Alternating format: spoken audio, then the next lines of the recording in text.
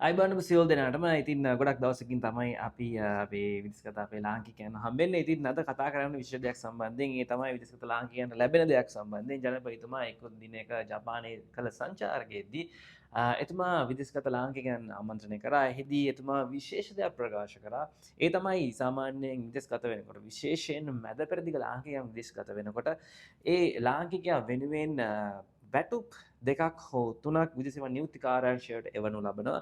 ඉතින් මේ වැටුප් එවන්නේ යම්කිසි ආකාරයකින් මේ ලාංකිකයාට කරදරයක් වුණොත් එහෙම ඒ ලාංකිකයා ආරක්ෂා කර ගැනීමට නැත්නම් ඒ ලාංකිකයාට අවශ්‍ය ඒ පහසුකම් ලබා දීමට. හැබැයි යම්කිසි හේකින් කිසිදු කරදරයක් නැතුව ඒ ලාංකිකයා නැවතත් ලංකාව බලා ආවොත් එහෙම මේ ඒ අදාළ වැටුප් තුන නැවතත් ලබා දීමට කටයුතු කරන බව තමයි එතුමා සඳහන් කරේ. කොහොමද අපි දැන් එතුමාගේ ඒ ප්‍රකාශය නරඹලා ඉන්නේ. රැකියාව සඳහා පිටත් වෙනකොට එයා ලංකාවේ පුරවැසියෙක්නේ.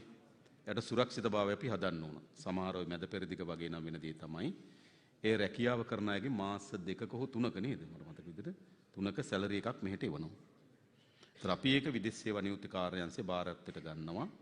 බාරකාරත්වයට අරගෙන එයාට එහි ඉන්නකොට මොකක් හරි කරදරයක් සිද්ධ වුණොත් අපි ඒක එයා වෙනුවෙන් යොදවනවා. හැබැයි කරදරයක් නැතුව ආවොත් අපි හිතනවා යාට නැවත මේ මුදල ලබා දෙන්න කියලා අපි දැන් තීරණයක් කරන් තියෙනවා. එකක් රෙජිස්ටර් වෙන්න ඕනේ ඉස්සෙල්ලාම මේකේ මේ ෆොරින් බියුරෝ එකේ ඒ රෙජිස්ටර් වුණු කෙනාට අවශ්‍ය නැර රක්ෂණය ලැබෙනවා. ඒතකොට අර පහසුකම් ටික ලැබෙනවා. හැබැයි යා ගත්තේ නැත්නම් අපි කල්පනා කරන්නේ කැබිනට් පේපර් එක පාස් කරන්නේ නේද?